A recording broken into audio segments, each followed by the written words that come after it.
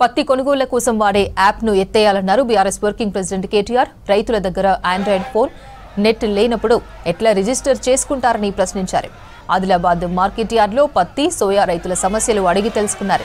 కార్యక్రమంలో ఎమ్మెల్యేలు అనిల్ జాదవ్, కోవలక్ష్మి, మాజీ మంత్రులు జోగురామన్న, ప్రశాంత్ రెడ్డి, నేతలు ఆర్ఎస్ ప్రవీణ్, బాల్కసుమన్, దుర్గం చిన్నయ్య, కోనేరు కోనప్ప, దివాకర్ రావు పాల్గొన్నారు.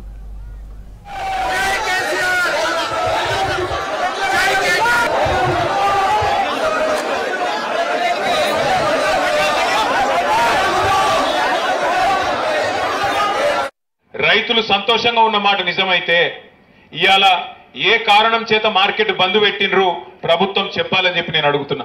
నిజంగానే మీరు చక్కగా బ్రహ్మాండంగా నడుపుతుంటే, రైతులకు ఏ షికాయత్ లేకుంటే, అంత బాగా జరుగుతుంటే మేము రైతులను కలుస్తామంటే మీకు భయం ఎందుకు అవుతుంది? మీకు వచ్చిన ఇబ్బంది ఏందని నేను అడుగుతున్నా. వర్షాలు ఎక్కువ ఉంటాయి. ఆదిలాబాద్ అంటేనే నల్లరేగడి నీళ్ళలు. మరి నల్లరేగడి నీళ్ళల్లో నీళ్లు కూడా ఎక్కువ గుంజుతుంది. దాంతో పాటు సహజంగానే ఇవాళ చలి ఎక్కువ ఉన్నది. మరి చలి ఎక్కువ ఉన్నప్పుడు చలికాలంలో మాయిశ్చర్ ఎక్కువ ఉండదా? గంతమందం కామన్ సెన్స్ కూడా లేదా?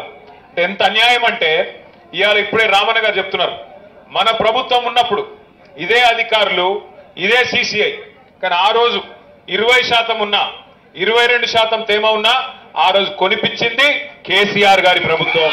ఒక్కొక్క క్వింటల్ మీద రైతుకి ఎంత నష్టం వచ్చిందంటే, మన ప్రభుత్వం ఉన్నప్పుడు మంచిగా 8,000 కాడికి కొన్నాం. ఇవాళ నిజానికి ధర ఇవ్వాల్సింది 8,100, కానీ ఎంత ఇస్తున్నారు? బయట ప్రైవేట్లు అమ్ముకుంటే 5,900, 6,000, 6,200 ఎక్కువ వస్తున్నది. అంటే దగ్గర ఒక్కొక్క రైతుకు 1,200 నుంచి 1,400 దాకా నష్టం వస్తున్నది ఒక మరి క్వింటల్ మీద. అంటే ఏ రకంగా ఎంత నష్టమవుతున్నది దీన్ని బట్టే మీరు అంచనా వేయచ్చు. ఆదిలాబాద్ జిల్లాలో, వరంగల్ జిల్లాలో, మహబూబ్నగర్ జిల్లాలో, ఖమ్మం జిల్లాలో, తెలంగాణలో దగ్గర 50% జిల్లాలలో దగ్గర 50 లక్షల ఎకరాల్లో పత్తి పండిస్తారు.